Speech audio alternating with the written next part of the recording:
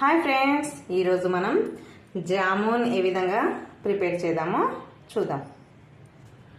తగినంత చక్కెర తీసుకొని మనం వాటర్ వేసుకోవాలి. పాకంకి చక్కెర పాకంలో కొంచెం ఇలాచీ వేసుకుందాం.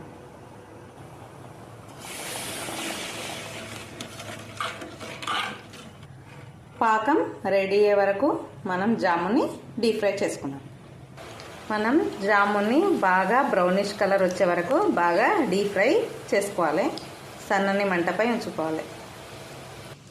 ఈ విధంగా బాగా బ్రౌనిష్ కలర్ వచ్చే వరకు ఫ్రై చేసుకోవాలి. పాకం కూడా రెడీ అయిపోయింది. కొంచెం చల్లారిన తర్వాత జామున్ వేసుకుందాం.